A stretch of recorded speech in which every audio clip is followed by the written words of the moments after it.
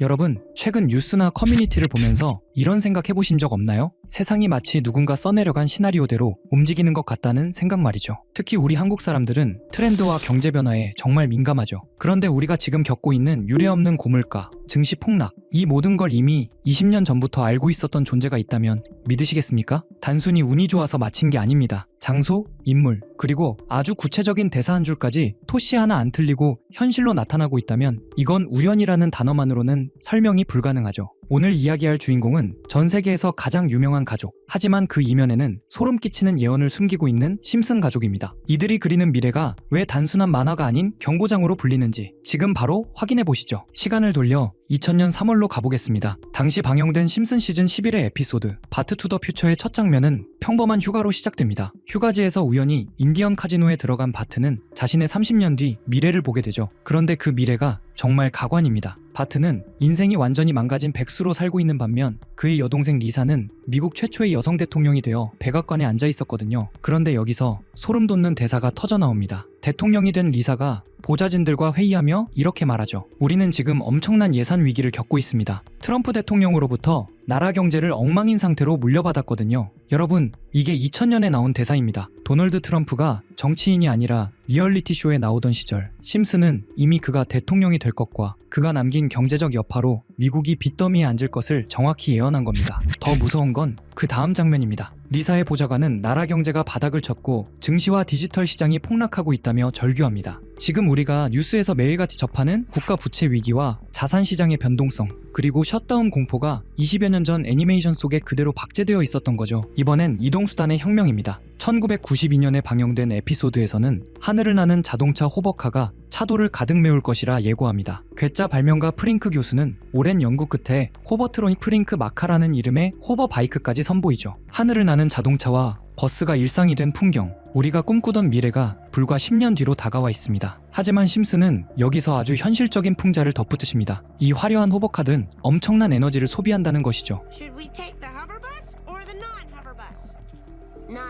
결국 미래에도 한 푼이라도 아끼고 싶은 사람들은 여전히 기름값 걱정에 낡은 일반 버스를 타야만 하는 씁쓸한 계급 격차를 예고하고 있습니다. 평화롭던 어느 날 눈이 여러 개인 돌연변이 다람쥐가 출현하기 시작했습니다. 사태의 심각성을 느낀 미국 정부는 전례 없는 결단을 내립니다. 스프링필드 마을 전체를 거대한 투명돔으로 씌워 완전히 봉쇄해버린 것이죠. 외부와 단절된 채 고립구역이 되어버린 마을. 공포에 휩싸인 심슨 가족은 목숨을 건 탈출을 결심합니다. 탈출 계획을 세우던 심슨 가족. 그런데 그들의 대화를 누군가 몰래 엿듣고 있었습니다. 바로 정부 비밀기관인 NSA의 요원이었죠. 장면은 곧바로 NSA 본부로 전환됩니다. 수백 대의 모니터 앞에 앉은 요원들이 전 국민의 사적인 대화를 실시간으로 감청하는 모습. 당시 2007년 극장판 개봉 당시 이 장면은 그저 정부의 과도한 공권력을 비꼬는 블랙 코미디로 받아들여졌습니다. 하지만 이 농담이 소름 끼치는 현실로 변하는 데는 그리 오랜 시간이 걸리지 않았습니다. 2013년 전 세계를 충격에 빠뜨린 사건이 터집니다. 바로 전직 NSA 직원 에드워드 스노든의 폭로였습니다. 그의 증언은 충격 그 자체였습니다. 미국 정부가 전 세계 시민들의 전화통화, 이메일, 인터넷 기록을 비밀리에 감청하고 수집해왔다는 것이었죠. 자유의 상징이었던 국가가 사실은 거대한 감시국가였다는 사실에 전 세계는 경악했습니다. 우리가 매일 사용하는 스마트폰, 메신저 대화, 인터넷 검색 기록까지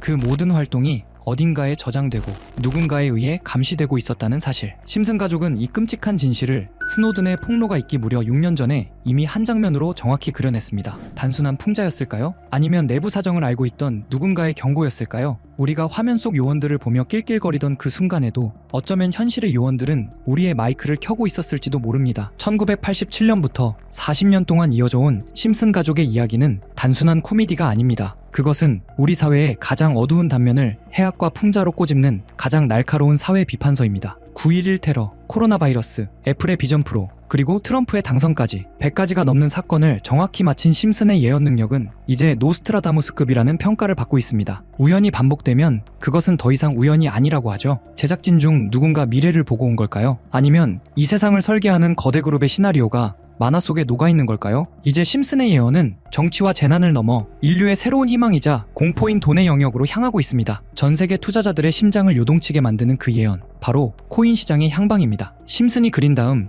미래의 조각은 과연 무엇일까요? 이런 소름 돋는 심슨 예언 속 어쩌면 우리가 진짜 알아차려야 할 부분은 따로 있을지도 모르겠습니다. 심슨에서 암호화폐를 예언했다면 여러분은 믿으실 수 있으신가요? 실은 모두 헛소리라고 이야기하는 분들도 계실 테지만 이번 에피소드는 좀 다르게 느껴집니다. 마지는 남편 호머를 위해 바지를 주문하려고 알렉사에 요청합니다. 그런데 AI 스피커가 명령을 잘못 알아듣고 실수로 주식을 매수해버리죠. 주가는 실시간으로 급등락을 반복했고 마지는 순식간에 $1000나 벌게 됩니다. 그리고 그날 밤 마지는 잠도 자지 못한 채 차트를 뚫어지게 바라보고 있습니다. 여기서 눈여겨볼 점이 하나 있습니다. 화면 속 호머와 마지의 복장을 보면 분명 밤 시간대이죠. 일반적인 주식시장은 야간 거래가 불가합니다. 물론 시간 외 거래가 있긴 하지만 평소 투자를 하지 않던 마지가 이를 활용했다고 보긴 어렵습니다. 즉 마지가 거래한 것은 정규장이 아닌 24시간 내내 움직이는 코인, 즉 암호화폐일 가능성이 매우 높습니다. 코인의 가장 큰 특징인 시간 제약 없는 거래 환경을 그대로 드러내는 장면이죠. 이 에피소드에는 배우 짐 파슨스가 등장해 블록체인에 대해 설명하는 장면도 포함됩니다. 미래에는 화폐가 디지털 형태로 사용될 것이고 지갑이 아닌 컴퓨터 속에 보관되며 모든 거래 기록이 남는다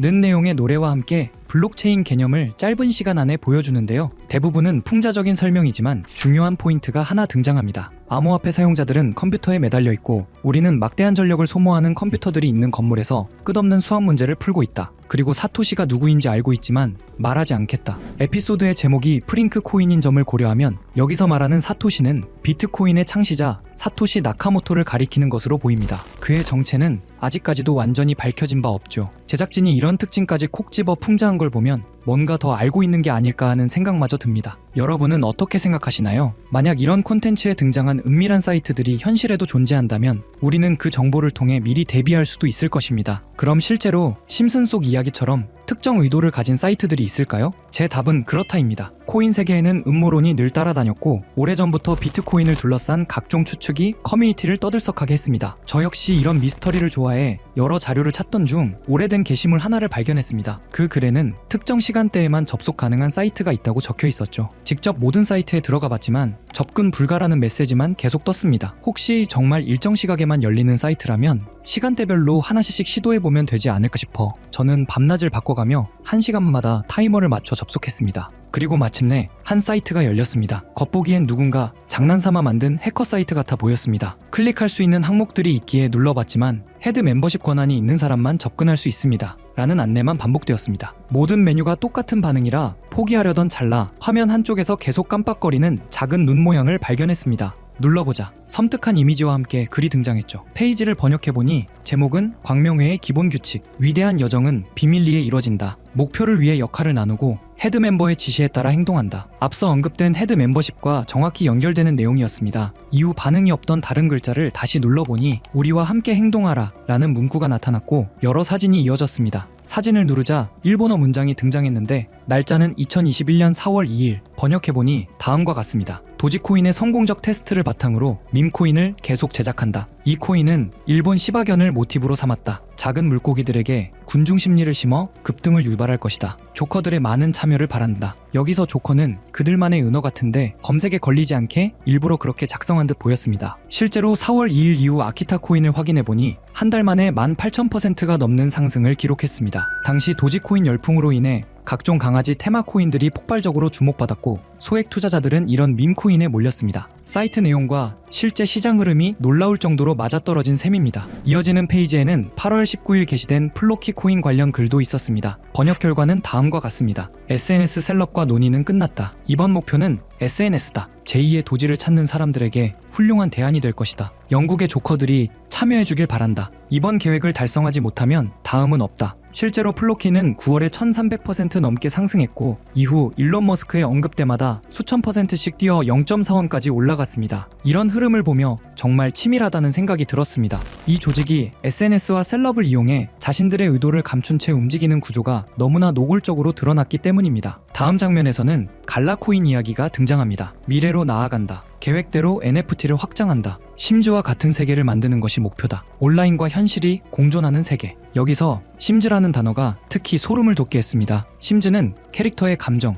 행동, 목표까지 완벽히 통제할 수 있는 가상세계 게임입니다. 이것이 일루미나티가 지향한다는 완전한 통제 구조와 묘하게 겹쳐 보였죠. 갈라코인은 당시 약 3개월 만에 9,000%, 상장가 대비 4만% 상승을 기록했습니다. 이후 공개된 최근 글에서는 이렇게 적혀 있었습니다. 긴 작업이 마무리되고 있다. 올해 마지막 이벤트는 인플루언서를 대규모로 투입하는 것이다. 1000%는 무난히 넘길 것이다. 작은 물고기들의 거래량이 상당히 줄었으니 이번에는 모든 등급이 참여하길 바란다. 실제로 글이 올라온 이후 해당 코인은 약 40% 상승했습니다. 이미 국내 3대 거래소에 상장되어 쉽게 매수할 수 있는 코인인데요. 만약 정말로 1000% 상승한다면 10만원은 1000만원, 100만원은 1억이 됩니다. 물론 모든 투자는 분산이 중요하며 많아도 50만원 미만으로 투자하는 편이 안전하다는 점 강조드리고 싶고요. 솔직히 저만 알고 있어도 전혀 상관없지만 더 먼 미래를 생각해 봤을 때 여러분들과 함께 성장해 나가는 게 더 도움이 된다고 생각해서 지금 이렇게 공개를 하게 됐습니다. 자, 그럼 이번 영상에서 나왔던 종목 공유해 드릴 건데요.